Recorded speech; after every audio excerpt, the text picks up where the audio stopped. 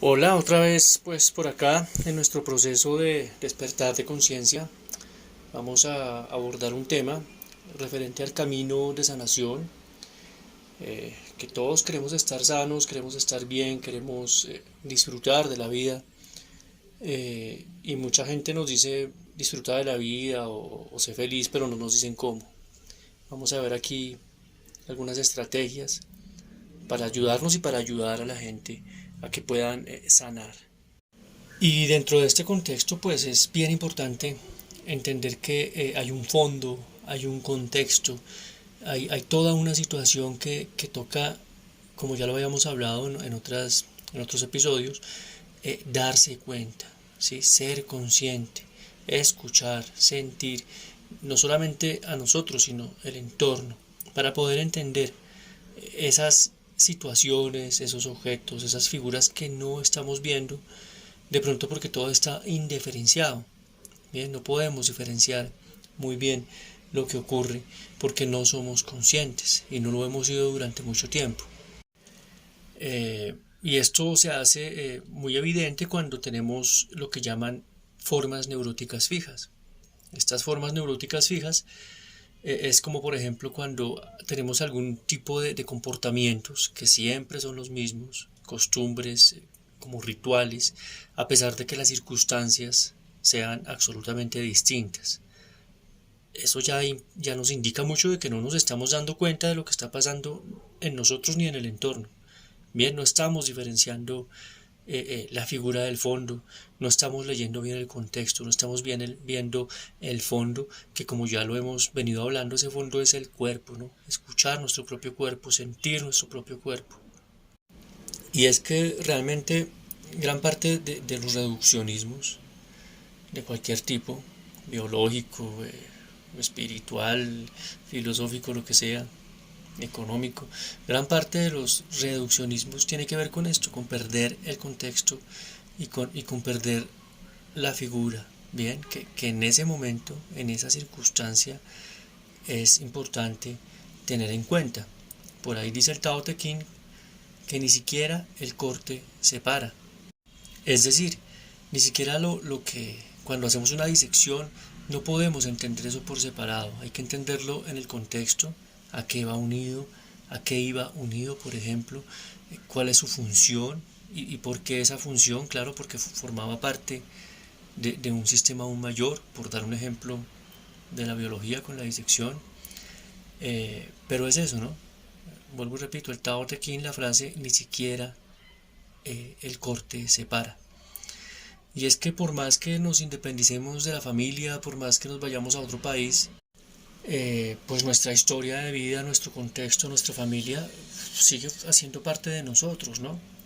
Lógicamente que es sano tomar una distancia, colocar límites, pero sigue formando parte de nuestro ser. Y nos entendemos mejor cuando nos vemos en ese contexto y somos capaces de leer ese contexto sin ningún miedo, sin ningún prejuicio, entendiéndolo, eh, comprendiéndolo, asimilándolo, transformándolo también, porque tenemos todo el derecho de tener una vida nueva, distinta y de tomar elecciones distintas para no tener precisamente formas neuróticas fijas y actuar siempre igual, igual, igual cuando la situación es distinta, cuando nosotros mismos ya somos distintos, pero igual es importante tener en cuenta el contexto. Bien, ese fondo indiferenciado que a veces nos impide darnos cuenta de la figura, de lo importante, de lo diferente, puede ser la cultura, ¿sí? La religión, lo que tiene que ver con política, la economía, el arte, etcétera. Bien, son todos esos pensamientos, por ejemplo, eso se trabaja mucho en psicología cognitiva, inclusive conductual y cognitivo-conductual, todo lo aprendido, ¿no? Todo lo aprendido. Y cómo esto se vuelve en nuestra brújula, en nuestra cosmovisión, en nuestra manera de vivir, de comportarnos, de pensar. Pero, y esto no es malo, ¿no? Estos son mecanismos adaptativos, eh, siempre y cuando no se vuelvan, vuelvo y repito, formas neuróticas fijas, que siempre actuemos igual y pensemos igual a pesar de que las circunstancias o nosotros mismos hayamos cambiado totalmente. Bien, lo que hemos aprendido de nuestra historia, de nuestra cultura, de la sociedad, del entorno, bien. Esto nos marca y es bueno tenerlo en cuenta. Inclusive, no podemos desconocer la biología. Vuelvo al tema del cuerpo, que muchas tendencias filosóficas, espirituales, eh, se olvidan del cuerpo. Y hay una cosa que es la herencia, ¿no? El ADN, la genética. Y allí tenemos pues una historia que no podemos desconocer, que no podemos olvidar y sobre todo que no podemos negar, ¿no? De pronto podemos cerrar los ojos con ciertos dogmatismos, fanatismos y decir esto no existe, pero pues al momento en que nos enfermamos, estos temas son obvios, ¿no? La probabilidad de heredar una enfermedad como crónica de los padres o abuelos, o bueno, es obvio que heredamos el color de los ojos, la estatura, el color de piel, etcétera.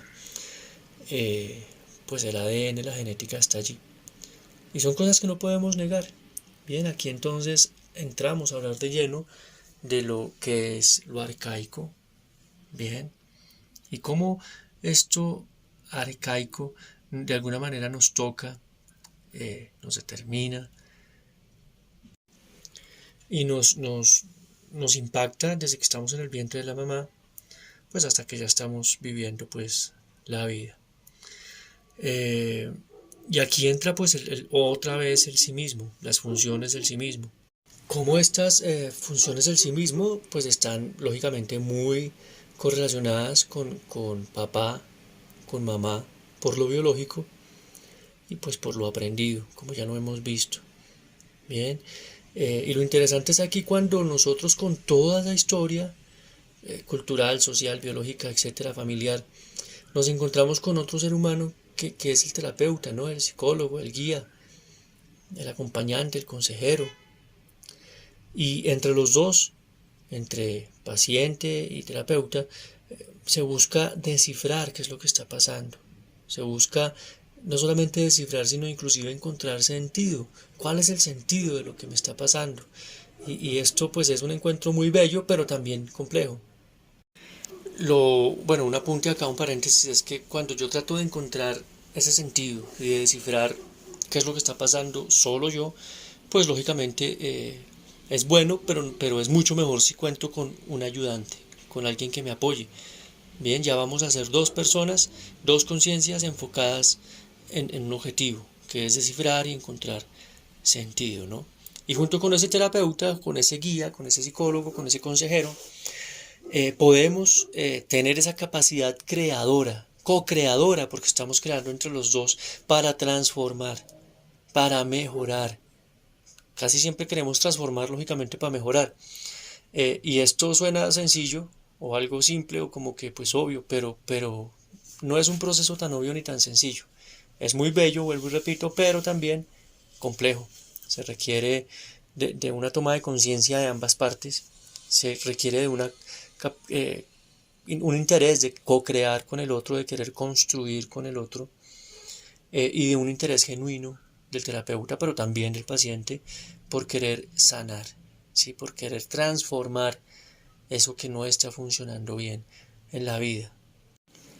Y bueno, hablando un poco del terapeuta, del psicólogo, es clave promover, propiciar que la persona pueda ser cada día más consciente de su propia persona, de lo que siente, de lo que piensa, de su organismo, para que pueda estar en un continuo de experiencia, sí, en un continuum de experiencia, para que pueda estar dándose cuenta de qué es lo que realmente necesita y quiere en su vida, para que pueda estar dándose cuenta de qué es lo que el entorno le exige y olvidarse de esas estructuras fijas, neuróticas de las que ya hemos hablado.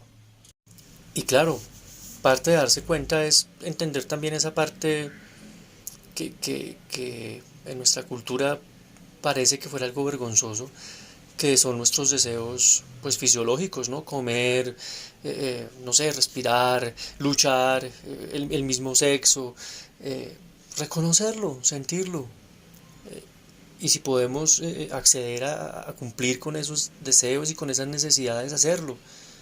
bien, sin hacerle daño a nadie, sin sentimiento de culpa, pero para esto necesitamos sentirnos, ser muy conscientes. Y en ese darse cuenta que técnicamente le llaman awareness, eh, se da uno cuenta del carácter, bien, que uno tiene, cuando uno se centra en uno mismo, que sería el primer paso, bien. Y esto se hace mucho en grupos de trabajo terapéuticos, donde ese es el primer paso, centrarse en uno mismo, por medio de varios ejercicios que existen para esto, ¿no? Para poderme sentir. El paso siguiente o el segundo paso en un grupo terapéutico es ya poder ver al otro, pero también permitir que el otro me vea a mí. Es ese contacto con la mirada. Y es una mirada en la que yo comprendo mejor al otro, pero también permito que el otro me comprenda mejor. Bien, y soy yo, sin importar la mirada del otro, y puedo interpretar al otro siendo él o ella, de manera espontánea. Bien, ese sería como el segundo paso de un grupo, ¿no? Terapéutico. Después casi siempre se hace un cara a cara, bien, un cara a cara donde expresamos cómo me siento ante ti, qué despiertas en mí. Frente a ti tomo conciencia de que me siento solo, por ejemplo, o de que tengo miedo de que me juzguen. Bien, ese cara a cara es clave. Y como todo cara a cara es bueno saber hablar, pero también saber escuchar. Saber dar, pero también saber recibir. Y en todo este proceso, pues ya se pasaría a otra parte en la que somos muy conscientes o tratamos de ser muy conscientes de estas fluctuaciones que tenemos, ¿no? Porque no siempre estamos planos en una línea recta, sino que estamos fluctuando, ¿no? A veces más tristes, a veces más alegres, a veces agresivos, a veces, no sé, intimidados, etcétera. Y es bueno ser conscientes de esas fluctuaciones y de todas las variables que giran alrededor de esas fluctuaciones en nuestro ser. Ya como punto quinto, pues se hace un intercambio verbal, un compartir, que siempre es bueno. El punto 6 es hacer por escrito o hablado eh, reflexión sobre cómo he vivido esta experiencia. Cómo la he vivido porque no siempre son iguales. Yo puedo participar de varios grupos terapéuticos pero y hacer lo mismo, pero no va a ser exactamente igual como yo lo haya vivido y experimentado, ¿no? Este ejercicio casi siempre se hace a solas. Después, como punto 7, se vuelve al grupo. Se vuelve al grupo, se vuelve a compartir. El grupo se puede subdividir de 2 a 3 personas, por ejemplo. Y aquí pues se vuelve a compartir cómo nos hemos sentido.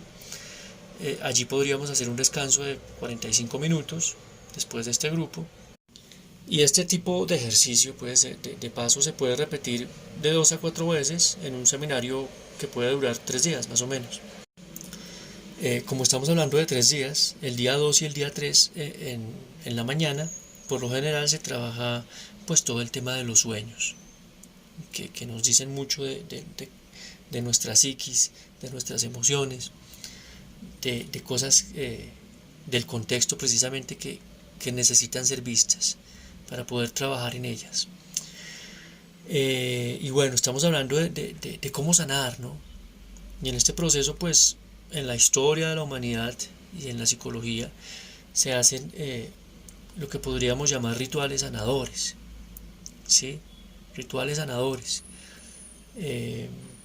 Que como yo lo entiendo, pues ritual es el paso de un estado a otro, como cuando una niña cumple 15 años o como cuando un niño ya con algún ritual dice ya no soy niño, ya soy hombre, o un soltero que ya hace un ritual para decir ya no soy soltero, ya soy un hombre de familia, estoy casado.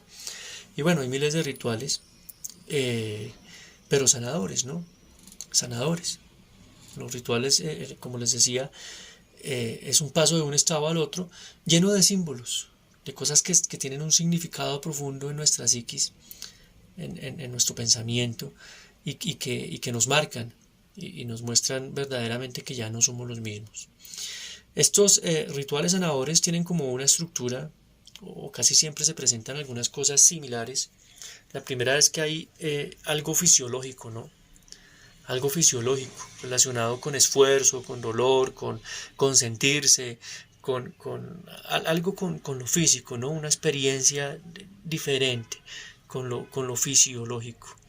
Bien, otra otro paso que se vive mucho en estos rituales sanadores es cuando ocurre como una indiferenciación, como que no logramos darnos cuenta exactamente de las cosas y hay una indiferenciación, nos sentimos como uno con el todo, como que todo es una sola cosa y forma parte, no es quedarse allí, pero forma parte del ritual sanador.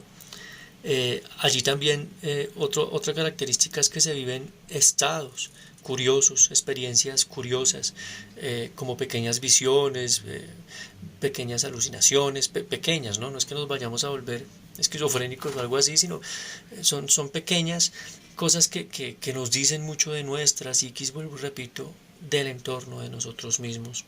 Y estos estados curiosos, que pueden ser sensaciones también, eh, son muy interesantes y como vuelvo y repito, hay que estudiarlas, comprenderlas, analizarlas y esto pues en compañía de un guía, de un psicólogo, de un terapeuta, pues es mucho más fácil.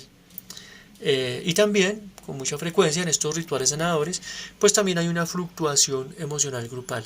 Es decir, todo el grupo de alguna manera como que fluye en cierto sentido y todo el grupo vibra de alguna manera y en el ambiente se siente una emoción eh, que es del grupo, que ya no es del individuo, sino es del grupo. Y sobre esto también es importante hablar.